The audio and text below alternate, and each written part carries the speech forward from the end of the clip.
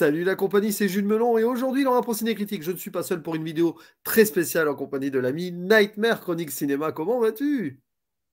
Ça va très bien et toi? Fort bien. Et j'ai dit Nightmare parce que c'est ton pseudo, pas pour rien. Ensemble, nous allons parler d'un film qui fête aujourd'hui ses 30 ans. Eh oui, incroyable. Alors évidemment, c'est un métrage qu'on peut regarder pour Halloween ou pour Noël, mais il fête ses 30 ans, sortie américaine, avant Halloween, donc on en parle à Halloween.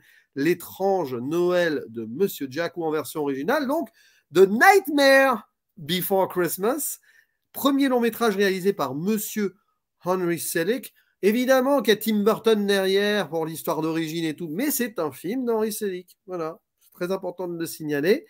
Et avec bon, un casting vocal, on pourrait en parler pendant des heures. Bon, en VO, on a quand même Chris Sarandon, Catherine O'Hara, etc. Ou Paul Rubens. Tiens, il y avait des habitués de Tim Burton dans les voix, Glenn Shadix aussi. Danny Elfman qui chante, mais en VF, parce que tu l'as adoré et découvert en VF ce film. Olivier Constantin qui fait à la fois les voix et les chansons de Jack Skellington. Dorothée Jetma qui fait Sally, c'est la voix de Jennifer Aniston, entre autres. Ça se reconnaît très vite. Hein. Voilà. Mais on a aussi des grands pontes en tant que comédien de doublage. Daniel Beretta, méconnaissable dans le rôle du maire, la voix de Schwarzenegger quand même. Richard Darbois, extraordinaire, qui pousse la chansonnette de façon formidable dans le film. Et même Bernard Tiphaine. Voilà, c'est quand même. D'habitude, c'est des gros costauds qui doublent. Là, on est dans des films pour enfants. Et là, évidemment, ça, il faut le préciser hein, pour celles et ceux qui découvrent ici en direct ce film, c'est possible. C'est de l'animation en stop motion. Alors, ce n'est pas le premier film stop motion de l'histoire, mais disons qu'il a popularisé cette animation en volume. Et surtout, on en parlera, il y a eu un magnifique travail qui a pris du temps derrière, presque 4 ans pour faire le film. Des choses qu'on ne voit plus aujourd'hui, si ce n'est dans les productions plus underground, évidemment, amatrices.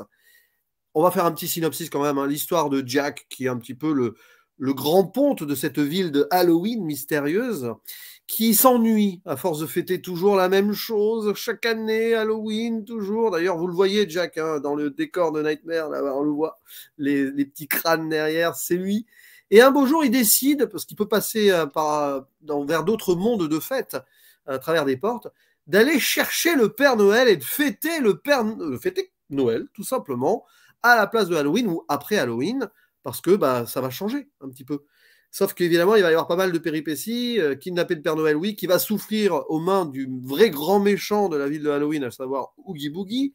Et bien sûr, il va y avoir des chansons, de l'aspect visuel, en veux-tu, en voilà. C'est un film culte pour beaucoup de personnes, dans un univers gothique et enfantin à la fois. Et bon, sans plus attendre, dis-nous ton rapport personnel et ton amour envers ce film. Oh, je pense que au niveau du décor, tu vois, c'est un film, voilà, je l'aime bien, voilà, il n'y a pas de. Non, c'est sympa, tu vois. Et même voilà. C'est un film. Bon, blague à part, j'arrive pas à tenir la blague, je suis mauvaise pour ça. C'est le film de ma vie. C'est-à-dire que vraiment, il y a deux films qui se départagent la place du film de ma vie pour moi.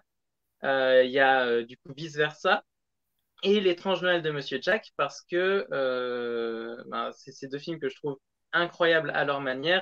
Et L'étrange Noël de Monsieur Jack, c'est celui qui, en plus de ça, a l'aspect nostalgie parce que ben, voilà, le film est sorti en 93, donc 3 ans avant que je naisse.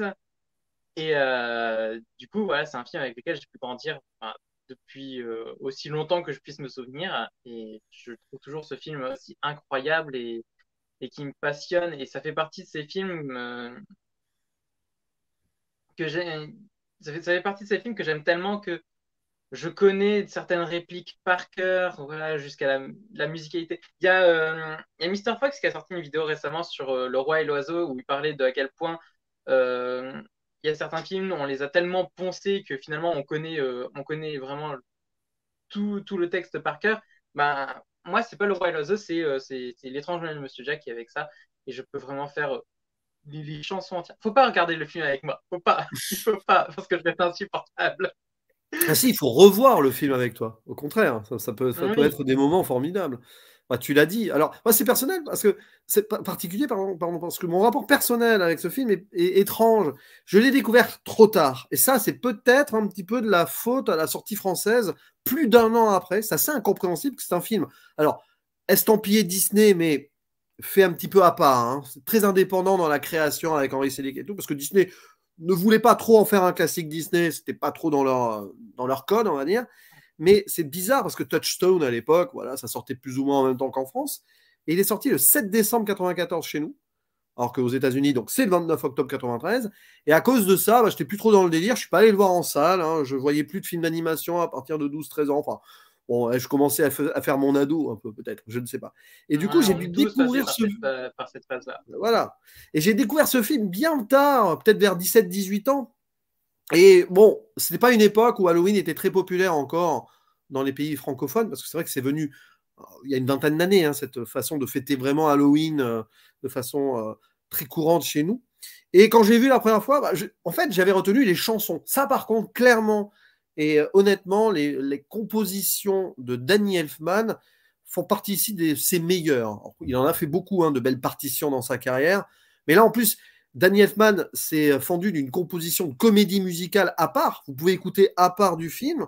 Il y a un travail là-dessus et c'est vraiment quelque chose de formidable. C'est une œuvre d'ailleurs qui est protéiforme dans sa création parce que Danny Elfman, oui, Henry Selick qui a vraiment géré les mouvements de caméra et la réal, et vous avez les ambiances Tim Burtoniennes avec ses personnages, son poème de base, et en plus on rajoute à cela les scénaristes qui ont travaillé avant avec Tim Burton. Il y a Caroline Thompson qui a bossé sur Édouard en argent, et Michael McDowell, le regretté, qui a bossé sur Beetlejuice. On sent d'ailleurs l'aspect Beetlejuice, hein, vraiment. Il y a même, je crois que Ah, bah oui. Jack Skellington était apparu vite fait dans Beetlejuice.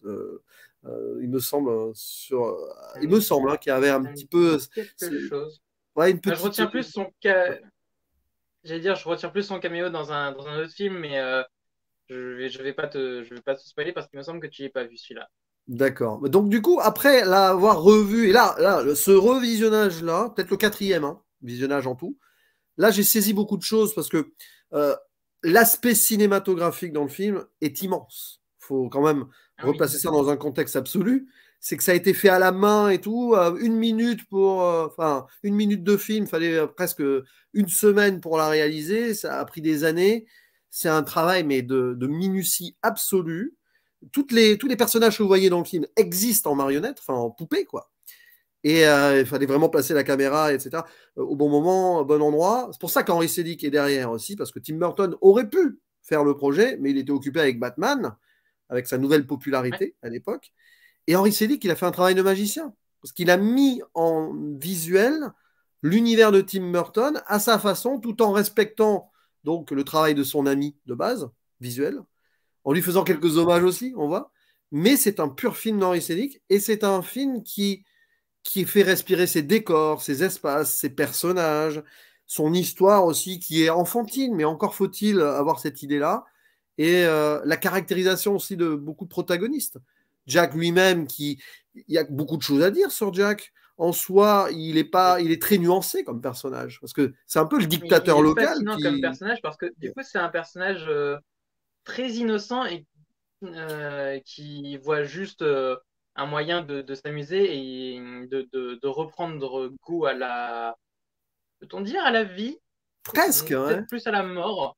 Oui, oui Et c'est du coup, ça. voilà, il voit pas forcément le mal qu'il fait et à Ouais, sa manière, du coup, c'est un personnage qui est profondément bon. Une fois qu'il se reconnaît dans l'erreur, oui. il corrige le tir. Et franchement, c'est un personnage qui est extrêmement majestueux là aussi.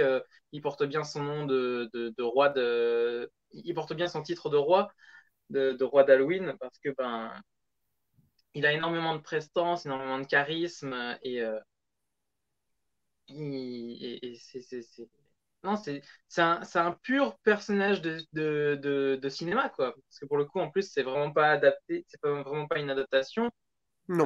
C'est si c'est une adaptation d'un poème de Burton, mais du coup Oui. le poème est à la genèse du film. Mais voilà, du coup c'est un pur personnage de cinéma et c'est probablement un des plus fascinants, un des Et plus la façon de charismatiques aussi. l'introduire. Parce qu'en plus, le film, il a une double introduction, c'est ça qui est fort. D'abord, on introduit la ville, avec la fameuse chanson d'Essai Halloween, hein. Enfin, là, je dis le titre anglophone, mais toi, tu as le titre francophone en tête.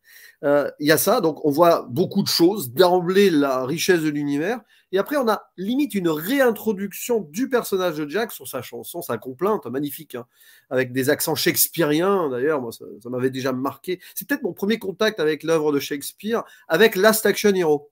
Je ne sais pas si tu situes sur Last Action Hero, tu as aussi Schwarzenegger qui fait une parodie d'Hamlet avec dans Oui, les... oui, Voilà. oui, Donc effectivement, oui. c'est Et moi marrant. aussi, du coup, ça a été mon premier contact shakespearien. Voilà. Et il y a une grande prestance sur cette chanson, La complainte de Jack, qui est magnifiquement interprétée, que ce soit en VO ou en VF. C'est du Danny Elfman qui se fait plaisir. D'ailleurs, à la base, c'était pas lui qui devait faire le chant. Mais comme finalement sa voix collait parfaitement, allez, on l'a laissé comme ça. Et même visuellement, la présentation de Jack, il y a tout. Voilà, il y a tout. Il y a la grande lune derrière, hein, qui reviendra dans le plan de fin. On fera une mini-zone spoiler sur la fin parce qu'elle est magnifique. J'avais jamais capté à quel point cette fin était magnifique. Ça appelle une forme de conte de fées aussi. Et puis il y a le chien fantôme zéro aussi. Voilà. Et on sent la tristesse d'un homme qui va en suivre. Enfin, d'un homme. Enfin, une sorte de créature, on va dire, qui va quand même péter un plomb. Derrière, oui, il a cette innocence-là, mais il ne se rend pas compte de ses erreurs. Et c'est vrai qu'il s'impose un peu comme le dictateur local, indirectement, avec cette obsession de vouloir vraiment prendre possession de Noël. Et c'est comme un enfant, tu as raison, un enfant qui veut avoir à tout prix son jouet.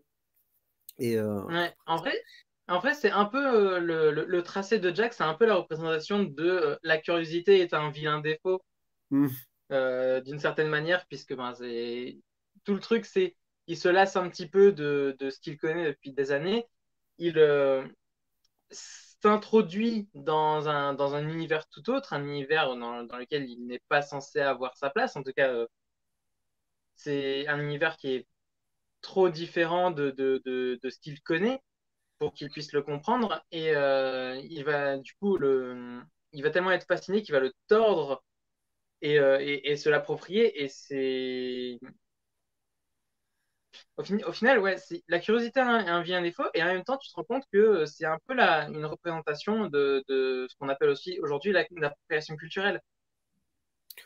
ouais, c'est pas faux. C'est pas faux, c'est vrai, t'as raison en plus. Et tout ça parle de cette lassitude. Voilà, c'est aussi ça questionne l'idée de ne plus se contenter de ce qu'on a, alors que pourtant il y a beaucoup de choses. Voilà, chaque année c'est Halloween, c'est la routine, mais vu l'univers et les personnages autour, il y a de quoi faire, hein. Mais voilà, il a Mm. envie. Aussi, en même temps, c'est ça la nuance du personnage, une envie de s'ouvrir à autre chose aussi. Donc c'est ça qui fait que cette ambivalence fait qu'à un moment, il va quand même faire un peu n'importe quoi, jusqu'à s'associer aux trois garnements Amstramgram de son soi-disant ennemi juré Oogie Boogie, parce que ça aussi, on y reviendra, son personnage est très fascinant dans l'idée de sa création même. Il y a quelque chose de fascinant derrière ce personnage.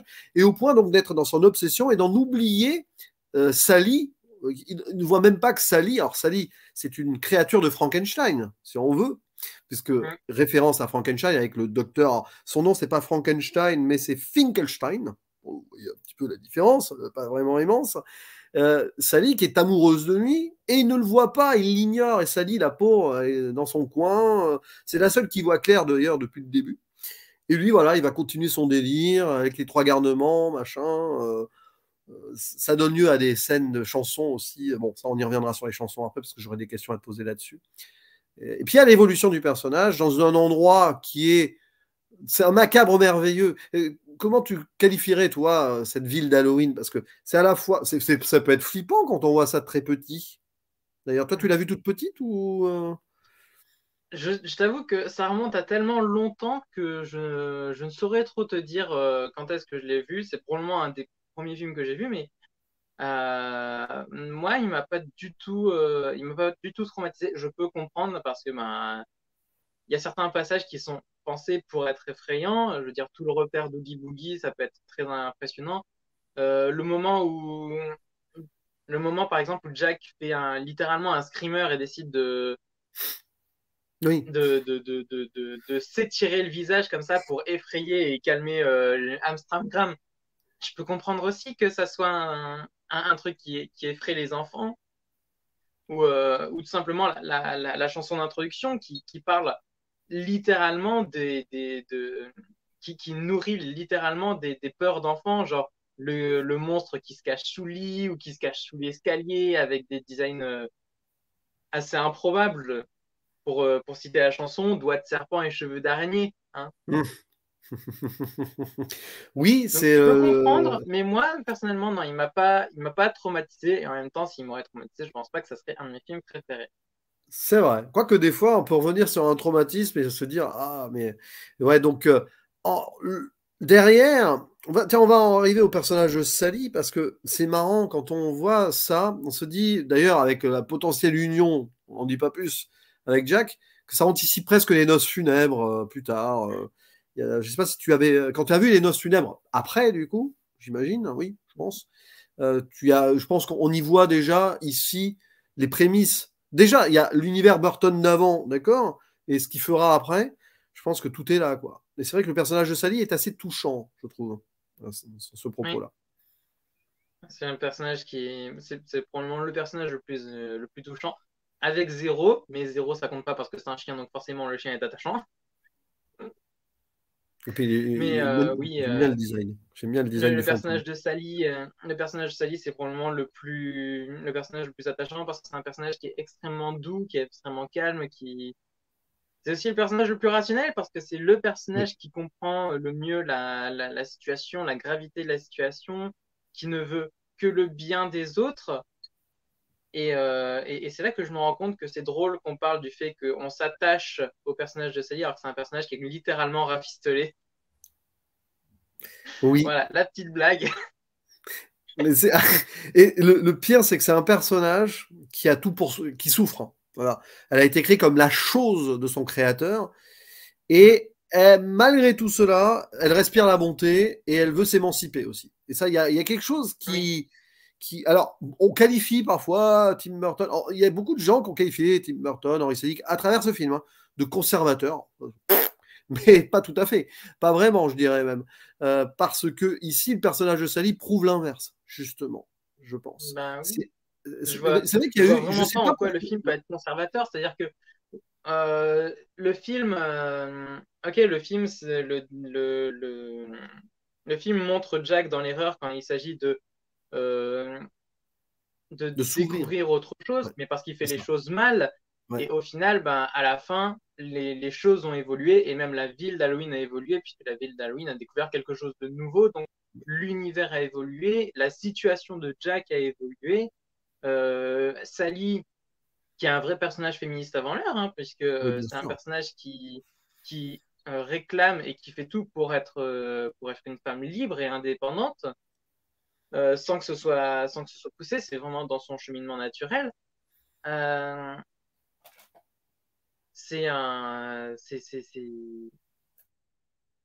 non, moi je comprends pas. Le délire conservateur, non, c'est un film qui est extrêmement en avance sur son temps, qui a des valeurs plus progressistes que conservatrices. Non, je comprends pas. Là, je t'avoue, Non, c'est je parce que comprends c'est le pas trop le message délire. final. Je pense que c'est parce qu'il y en a qui ont mal perçu le message final et t'as expliqué pourquoi. On voit l'évolution et il y a eu des changements, mais parce qu'à la fin, c'est tout le monde à sa place. C'est un peu réducteur de résumer un film sur sa finalité sans avoir vu justement ce qui a pu se passer entre. Mais c'est vrai que j'avais vu donc ouais, j'ai vu quelques articles qui faisaient cette polémique-là. C'est pour ça que je voulais en parler là parce Mais que tout je le trouve monde, ça un peu idiot. ouais, tout le monde, la finalité de tout le monde à sa place, je suis pas trop d'accord pour la simple et bonne raison que euh, tout le monde a sa place, mais au final, la finalité, c'est surtout Jack qui s'était lassé de sa place, Hmm. il reprend goût, quoi. Oui, C'est surtout exact. ça. Oui, parce qu'il a passé, Donc, il a eu le parcours du héros un peu, indirectement, mais il a découvert des choses et il en est ressorti grandi. D'ailleurs, à un moment, il y a une scène où il regrette, on le voit là, sur cette statue angélique en mode rédemption, hein. Les messages sont, ouais, certains messages sont pas forcément subtils, mais ça rentre dans le cadre d'un film d'animation qui est là pour toucher la jeunesse avant tout. Mais derrière, en sous-couche, on voit quand même des belles choses et des lectures plus profondes. Il y a un côté très littéraire dans le film aussi, ça, on en a indirectement parlé, juste, bon, la référence à Shakespeare, oui, mais l'écriture, c'est composé quasiment en poème, d'ailleurs, les oui, dialogues, et il y a vraiment une richesse de langue. Alors, en VO, parce que bon, moi je suis prof d'anglais et tout, oui, mais même en VF, il y a eu un beau travail de réadaptation derrière. Et ça, à mon avis, ça a été immense, surtout pour les chansons, on va y venir, tiens, aux chansons. Ça a été immense, parce que les paroles, parfois, doivent être complètement changées et bouleversées pour coller aussi au mouvement des lèvres des personnages. Parce que vous savez, c'était cadré pour la stop motion, il faut quand même être carré là-dessus.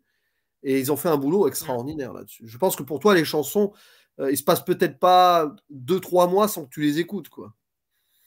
Et ça se compte même en semaines. Il y a pas besoin d'attendre Halloween pour moi pour écouter la BO de ce film qui est incroyable. La BO de ce film, elle est incroyable. D'ailleurs, c'est probablement un des films qui respire le plus, qui transpire le plus l'aspect comédie musicale à mes yeux. C'est-à-dire que Mm. vraiment, juste en écoutant la BO, tu suis l'histoire du film. C'est-à-dire qu'en plus, ben, dans la bande originale, en tout cas celle que j'ai moi et que j'écoute régulièrement, tu as aussi des petits interludes entièrement musicaux et tu comprends quand même si j'ai des réminiscences des images du film, il y a totalement cet aspect de la musique raconte exactement ce qui se passe entre deux chansons.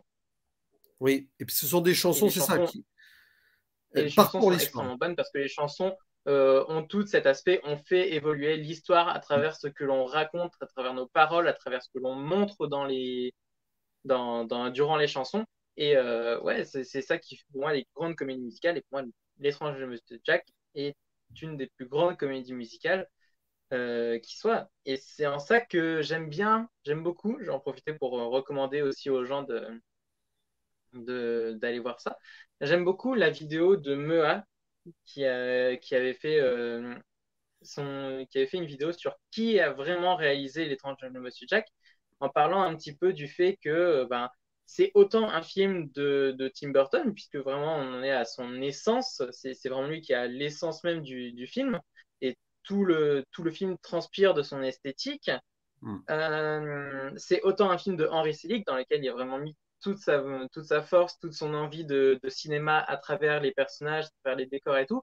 Mais c'est aussi un film de Danny Elfman qui vraiment a sorti l'une de ses plus grandes compositions et vraiment une bande originale avec des chansons qui racontent à elles seules le film. Oui, C'est-à-dire que ah vraiment, oui, c'est un peu odieux ce que je vais dire, mais tu pourrais supprimer le travail d'Henri Selick, tu aurais quand même une grande histoire. oui, et c'est marrant, il aurait pu, voilà, proposer ça en comédie musicale à Broadway, par exemple. J'imagine qu'il y a dû y avoir C'est des ça. adaptations, hein, évidemment, ça c'est évident. Bon, c'est pas Euh, impossible. ouais, parce que voilà. Mais Mais du coup, alors, voilà, le fait d'avoir le génie de tous ces artisans et surtout, ben, du coup, la créativité à la genèse de Burton, le génie de Henry Selick sur la stop motion et le génie de Danny Elfman sur la musique, ben, voilà, la fusion de ces trois, la fusion de ces trois artistes, pour le coup, ça a donné pour moi un immense chef-d'œuvre qui est ben, pour moi l'un des meilleurs films de tous les temps. et puis voilà, tu le dis, les chansons, ben, on l'a dit tout à l'heure pour l'introduction, la double introduction, les chansons nous font l'introduction, le personnage d'Oogie Boogie aussi, on comprend un petit peu son délire avec la chanson, avec un Richard Darbois tel que vous ne l'avez jamais entendu. Franchement, un grand talent ce monsieur, parce que c'est fou ce qu'il fait avec cette chanson. Et il chante très bien, il chante très très bien. Daniel Beretta est un très bon chanteur aussi. Alors je crois pas qu'il chante beaucoup dans le film là, mais c'est un très très bon chanteur, Daniel Beretta. Voilà. Il faut le savoir aussi. Bon, il vient de prendre sa retraite, hein, Daniel Beretta d'ailleurs, au passage. Donc, et alors justement, je voulais te poser cette question. Alors là, c'est horrible. Avant de faire une mini zone spoiler, horrible question. Mais si tu devais garder qu'une seule chanson, horrible. Elle est ta préférée quand même, même si tu les aimes toutes.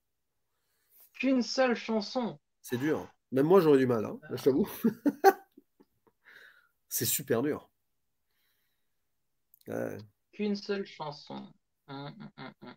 Et niveau créativité, celle d'Oogie Boogie est extraordinaire. Parce qu'en plus, c'est adapté sur un standard de jazz. Et enfin, il y a une musicalité extraordinaire, quoi. Après, c'est compliqué. What's This, c'est extraordinaire aussi. Quand il Ah, découvre la ville de Noël.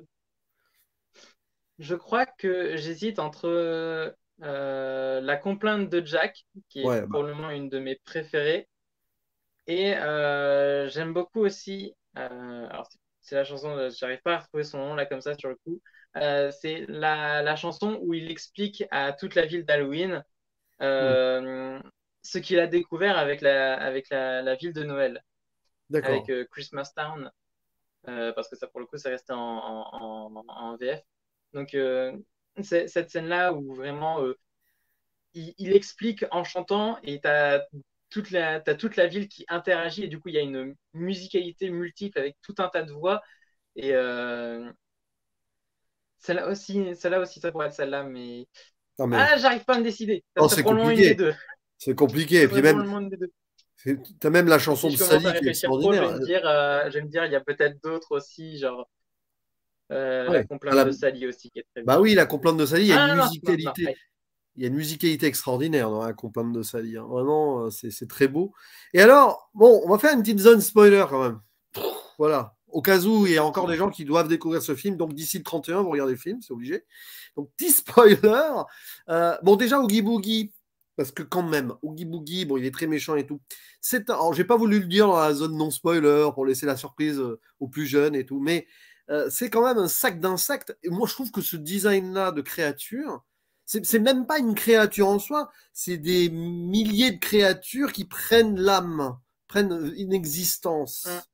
Et ça, c'est une En fait, idée de tu vois, génie. c'est typiquement ce genre de, c'est typiquement 3, 4. C'est typiquement ce genre de design ultra fantaisiste qui te demande pas d'être analysé. C'est-à-dire que euh, vraiment, ça joue sur le côté vraiment, on est des monstres, Mm. et on n'a pas besoin d'expliquer. Genre, par exemple, Jack, c'est un squelette. Comment est-ce qu'il peut étirer sa peau, la peau de son crâne pour faire peur, par exemple? On s'en fiche. Voilà, c'est un monstre. Il peut avoir cette capacité-là. Et on est dans un monde fantastique qui n'est pas régi par les mêmes règles que notre Mm. univers. Tu n'as pas forcément un besoin de rationaliser tous ces détails. Du coup, le fait que Oogie Boogie soit au final un sac d'insectes qui, une fois qu'il a été battu, devient juste un gros amas d'insectes qui Waouh. finalement disparaît petit à petit, Ouais. euh, bah, ça m'a jamais plus choqué. Au contraire, ça m'a jamais choqué d'un point de vue cohérence. Je me suis juste dit, bah voilà, c'est un facteur choc. Tu te dis juste, ah ok, d'accord, le gars, il a jamais digéré un seul des insectes qu'il a aspiré. C'est vraiment juste Mais c'est un presque. immense tas d'insectes. Tu sais qu'on parlait tout à l'heure d'acceptation, de tolérance, un petit peu. C'est un petit peu. Lui, il est devenu méchant, cet amas d'insectes est devenu méchant, parce qu'il est composé d'êtres qui ont même probablement été exclus, y compris dans cette société de Halloween, parce que ce sont des insectes. Tu vois ce que je veux dire? Il y a peut-être une idée Hmm. derrière aussi, la méchanceté au-delà de la méchanceté, parce que personne n'en voulait d'eux, même dans la société de Halloween. Je pense qu'on peut y voir ça aussi, ce petit message-là, comme quoi, si vous rejetez trop certaines créatures, elles peuvent un moment vous nuire, quoi. Donc il y a peut-être ça aussi. Ça, c'est un peu cette idée. Ça revient un petit peu au personnage de Sally qui va s'émanciper de son rôle de création parmi les créatures. Donc il y a ça. Et puis alors la mort d'Oogie Boogie, elle est cruelle parce que bon, t'as le Père Noël, bon finalement qui était, hein, il va écraser le dernier insecte avec sa botte. Et ça pouvait traumatiser des gamins. T'as quand même le Père Noël qui tue.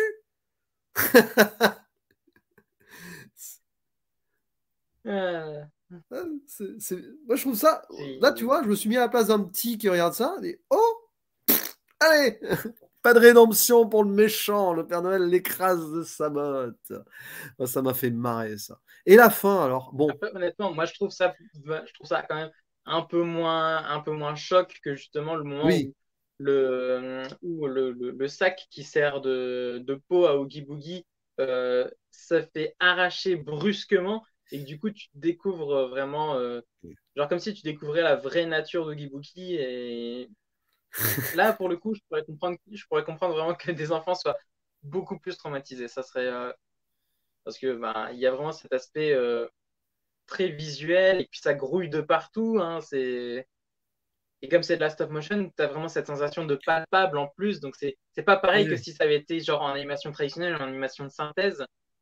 ce résultat. Et du coup, il y a vraiment ce côté un peu plus dérangeant qui pourrait effectivement être un facteur choc.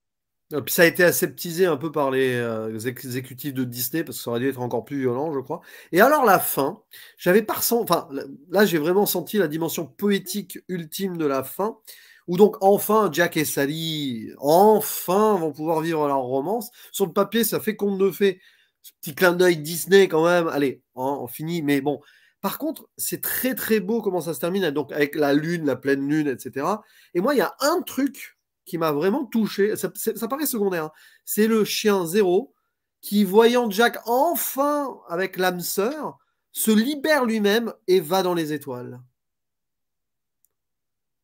Et ça veut dire beaucoup. C'est-à-dire qu'il accompagnait la solitude de Jack. T'as tout dit, t'as tout dit, j'ai rien à rajouter là-dessus, si ce n'est que c'est probablement un des plus beaux baisers de l'histoire du cinéma à mes yeux, hein. Mm.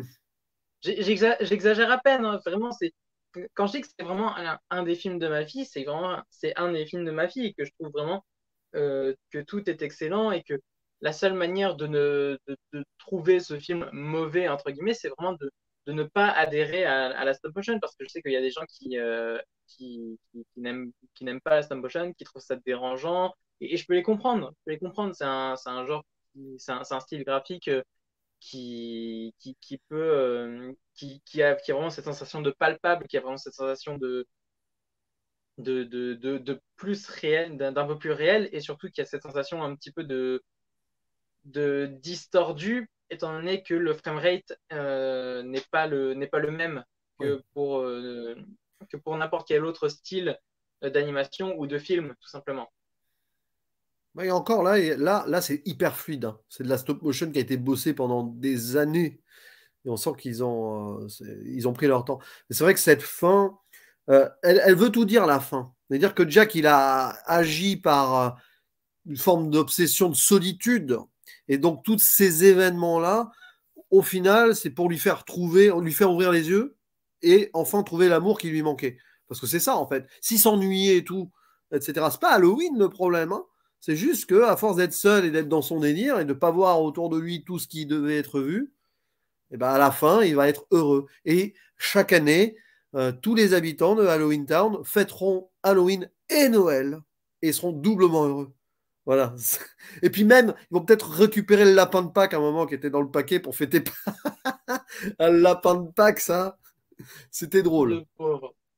Et le pire, c'est qu'ils voulaient faire une suite. Enfin, il y avait des idées de suite avec Thanksgiving et tout. Bon, finalement, il n'y aura pas de. Je pense qu'il y aura. Quoi. Enfin, avec Disney, il ne faut jamais dire qu'il n'y aura jamais de suite. C'est vrai. Je croise les Alors, doigts. je je sais pas si je voudrais une suite C'est compliqué. à L'étrange de Monsieur Jack, parce que ben justement, c'est un film qui est tellement important pour moi qui pourrait limite avoir cet aspect sacré. Euh, du coup, j'aurais forcément plus de crainte. D'ailleurs, c'est un peu ce qui se passe avec Vice Versa 2, c'est-à-dire que Ouais. il y a eu l'annonce qui a été faite et j'arrive pas à me dire, genre, je suis super hype parce que, ben, justement, je suis plus dans la crainte parce que je veux pas me hyper pour Vice Versa 2 de la même manière que je voudrais pas me hyper pour un projet de suite ou de préquel parce que j'ai juste ce matin, avant qu'on enregistre, j'ai vu passer sur Twitter un tweet qui disait que Henry Selick trouverais ça plus intéressant de faire un préquel pour expliquer comment Jack est devenu le roi de Halloween. Ouais. C'est une idée qui se défend pour lui s'il veut, hein. Mais Ouais. voilà, du coup, j'aurais fait un projet qui serait lié à l'étrange Noël de Monsieur Jack de la même manière qu'un projet qui serait lié à vice versa. Je n'arriverais pas à me hyper dessus, j'arriverais juste à avoir des craintes pour me dire, parce que j'arriverais pas à me dire et s'ils font moins bien, et si ça fait que le film que j'apprécie tant euh, baisse dans mon estime.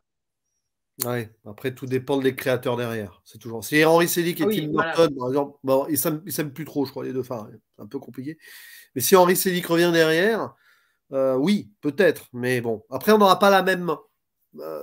Enfin, on n'aura pas le même visuel, quoi qu'on fasse, d'il y a 30 ans. Parce que là, évidemment, ils ne vont pas prendre 3 ans pour faire le film en faisant stop motion. Il y aura des parties stop motion, bien évidemment, mais ça sera plus rapide parce que la technique a évolué. Est-ce qu'on perdra pas un peu de poésie, de magie? De toute façon, si on explique en préquel les origines de Jack, on va y perdre un petit peu en mystère qui fonctionne dans le film aussi. On n'a pas besoin de tout comprendre Oui, pour, voilà. oui, Donc, bah, c'est le problème intrinsèque du préquel, ouais. c'est de se dire, tu démystifies en partie quelque chose qui, euh, qui du coup qui n'avait pas nécessairement besoin d'explication. Et c'est pour ça que les préquels réussis sont très très très très rares. Mais pour moi un bon exemple de préquel réussi, genre qui ne réussit pas à démystifier tout en expliquant quelque chose qui s'est passé avant, c'est Monstre Academy par exemple. Oui, oui, oui, c'est vrai. Il y avait quelque chose qui apportait sans forcément dénaturer le film. Mais bon, on verra bien si un jour voilà, Disney commande une suite ou un préquel. Alors, il faudra vraiment espérer qu'Henry Selick soit toujours dans le coin, bien sûr, parce que sinon, là, ça va être compliqué. Mais en tout Bah, cas, je pense sincèrement que si projet lié à l'étrange Noël de Monsieur Jack, si un projet comme ça se lance, c'est tellement un objet qui est devenu culte, qui est tellement indissociable du trio Burton, Selick et Elfman. S'il y en a un des trois qui revient pas, tu peux être sûr que ça va faire un scandale, mais monumental. Tu peux être sûr que ça serait une monumentale ouais. erreur de faire avec une autre équipe, je Ouais, c'est pense. vrai que bon, c'est Ne pour serait-ce ça que d'un que point de vue marketing. on verra bien ce qui se passe. Mais Tim Burton est en train de bosser sur Beetlejuice 2, donc bon, on verra bien ce que ça donne. On verra bien. Mais en tout cas, l'étrange Noël de Monsieur Jack, de Nightmare Before Christmas, clairement, voyez ou revoyez-le pour Halloween. Et magie de ce film, voyez ou revoyez-le pour Noël aussi. Voilà, parce que c'est là peut-être le seul film de l'histoire qui va passer aussi bien en période Halloween qu'en période Noël. Voilà. C'est peut-être avec le Grinch un peu. Ouais. Oui, d'ailleurs, Ouais, ouais, des ouais. parallèles avec le Grinch qu'on peut faire aussi. Mais oui, oui, ces histoires-là, ou Black Christmas, tiens, si vous voulez, parce que c'est un film d'horreur et ça parle de Noël également. Mais bon, en tout cas, grand plaisir d'avoir enfin pu parler de ce film. Alors, évidemment, on aurait pu parler du film pendant des heures, mais ce qu'on fera maintenant, c'est qu'on va rebondir sur vos commentaires. Très intéressant, parce que je pense que beaucoup de gens ont des rapport particulier avec ce film à travers les générations. Hein.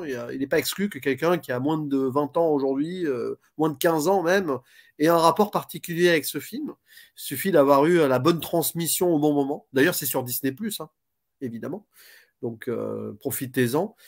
Et en tout cas, c'était un plaisir de continuer, j'allais dire, de parler, oui, mais de continuer aussi cette séquence Henry Selick ensemble, puisqu'on avait fait One Ellen Wild, on a fait Monkey Bone, on fera certainement James et la pêche géante. Malheureusement, j'ai déjà parlé de Coraline en solo, là, je peux me taper pendant des heures, si j'avais su. Si j'avais su. Mais bon, ouais, on peut pas Et tout ben tant prévoir. pis, on fera pas Coraline, on fera pas Coraline. Coraline, on en parlera en off, si tu veux. Ou alors dans des émissions autres, peut-être sur d'autres médias. Hein. La septième illusion, tiens, au hasard. Je dis ça, je Ouais, dis au rien. hasard. Ah, au hasard, oui, parce qu'on est aussi sur la septième illusion, un collectif cinéma où vous pouvez nous rejoindre. Bon, voilà. Bref. En tout cas, merci beaucoup, cher ami. Un grand plaisir d'avoir échangé ce moment d'émotion et de nostalgie. Un film qui ne vieillira jamais. En plus, c'est vrai qu'il n'a pas vieilli. 30 ans après, il est toujours aussi. Il y a quelque chose de visuellement qui restera intemporel, je pense. Il vieillit même que certains films 3D Disney sortis après. Je dis ça, je dis rien. Oh, je suis méchant. Non, non, ça va encore, ça va. Sur le plan. C'est la force de la stop motion. Pour le Ouais, coup, c'est de mieux vieillir et de mieux réussir à tenir à travers le temps. c'est vrai. En tout cas, on attend vos réactions ci-dessous, clairement, parce qu'on a envie d'en discuter aussi avec vous. Surtout que là, c'est la période. Hein, donc, aucune excuse de ne pas revoir ce film avec une bonne soupe à la citrouille, par exemple. Et il ne reste plus qu'à faire le mot de la fin. À la, Le fameux. à la À la prochaine. prochaine. Ciao. Ciao.